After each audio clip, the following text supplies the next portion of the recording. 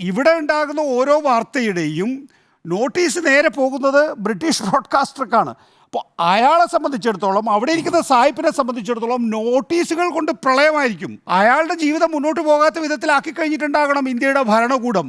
നോക്കൂ, എഫ് ഹുസൈൻ നമുക്കറിയാവുന്നതുപോലെ എഫ് ഹുസൈൻ എന്തിനാണ് ഖത്തറിൽ പോയി ജീവിച്ചത് അവസാന കാലഘട്ടത്തിൽ?